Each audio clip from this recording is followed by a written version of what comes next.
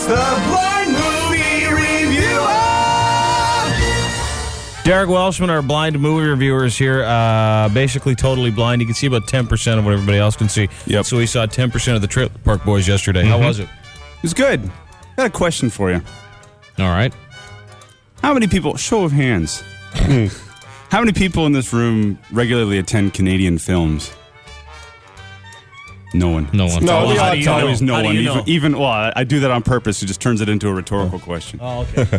I have this sort of metaphor for Canadian films. Rap. Yeah, it's Canadian film. Canadians that watch Canadian films is like when you and I, after a boom boom, Go in the bathroom. take a sneak peek into the Bull. bowl.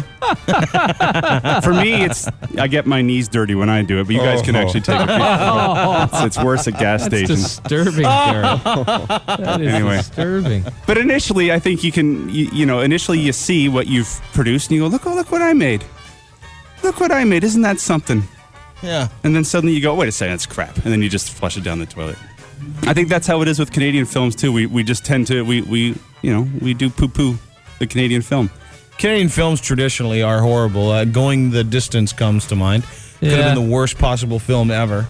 And then you've got other films that also come to mind that are they're just never like they don't look good to begin with. And the premise of them, like there was the one recently where there's a cop, a French cop and an English speaking cop. Oh, and they tried to make Bon cop, bad cop, or whatever it is. like a French cop, English cop, Yeah. or regular cop. Yeah. You know the highest rated Canadian earning movie is? Mate? Is it Porky's? Yeah. Meatballs? Is that up there too? Is that Yeah. Porky's and then Red Violin. Oh, of course, Red Violin, because your brother did it, right?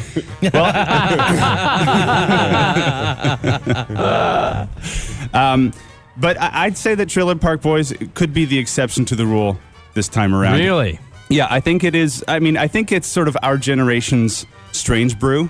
You know, it's kind of one of those movies that everybody will go and see once, maybe, and then it'll probably become a cult classic on DVD or something Strange like that. Brew was on last weekend. I watched it last Friday. Still funny. That's a huge hype for the movie, though, man, to say that. I think Yeah. so. I think, and I mean, just the fact that the Trailer Park Boys has been going on TV for for 7 years, coming up this spring. I think that just goes to show that this is a bona fide Canadian sort of success story. And Yeah, I think that the film might follow the same as the TV. Now I'll go through this right now. So we know it's Ricky's, Bubbles, and Julian, and they get out of jail again. And except Ricky doesn't want to get out of jail because he's the goalie for the ball hockey team. And they have a big tournament coming up, but they get him out early, and he's fighting not to get out of jail. It was quite funny. So they get out, and they decide that it's time to go for the big dirty.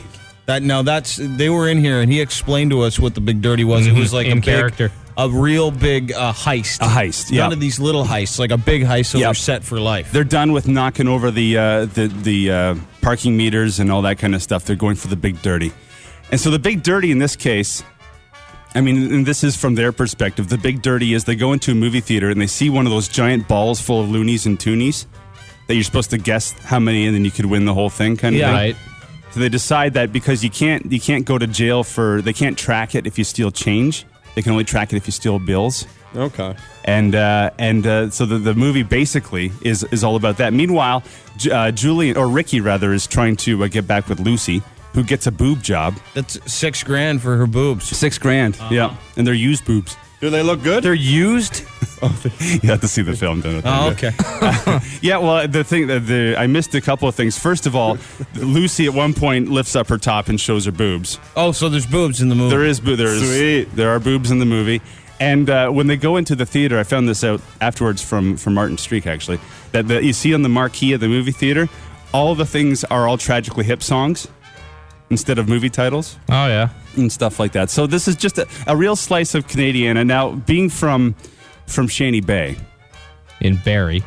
just which is like a suburb of Barrie, there wasn't too much abnormal about this. Yeah, it's like watching Wayne's World. Starting to make sense of why you like this movie. Yeah. I went to a wedding once, and this is totally along the same lines. I went to a wedding once where the bride was wearing the full bridal gown. The groom who's had a total mullet, was wearing jeans, white socks, and dress shoes with a polka dot shirt.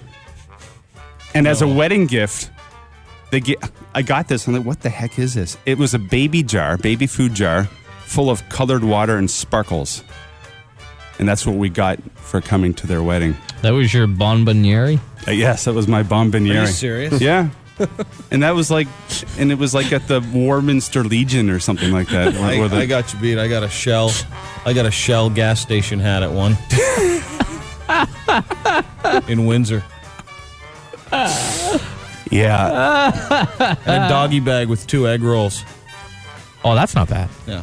Well, I always figure that hockey players, when they first start out in hockey, I do love hockey. I love the whole milieu of hockey. And they send them off to media training in Barrie.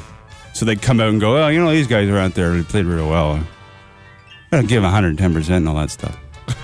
That's why it's appealing. And I think this is going to get that kind of tragically hip, that kind of Canadian hockey crowd. Are you saying lowest common denominator? Mm-hmm. Well, maybe.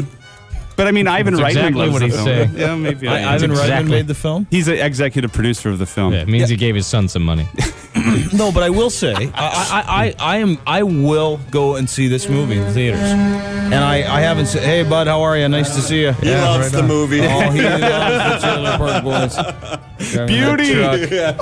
But I will go see the movie because I do like the television show. And I think that I'm proud of them. They're good Canadian guys, and they've done a good job, and they've come a long way. And the great thing about their characters, and in the whole movie, as bad as they are, they're not that bad. There's something endearing about each one of them. It's like Napoleon Dynamite. Even the worst person in the movie Napoleon Dynamite wasn't that bad. Uncle Rico. He wasn't that bad. Especially when he hit Napoleon with the stake from 50 feet. Listen, the Trailer Park Boys have nothing on Uncle Rico. Yeah, they do. Come on now. I used to be able to throw a football quarter mile. Watch it. If they'd only put me in. Yeah. So I really did enjoy this movie. I'm going to give it 4 blurries out of 5, and that's the way I sees it. It's the Blind Movie Reviewer. 4 out of 5. That is generous. You have disappointed me this week, Derek. Really? You think that I'm off? No, I haven't seen it, just generally. Jay's not a Trailer Park Boys fan, No. if I may say so. You might be a convert. I'll watch it. I and really like them. I'll give it a think they're chance. funny. Here's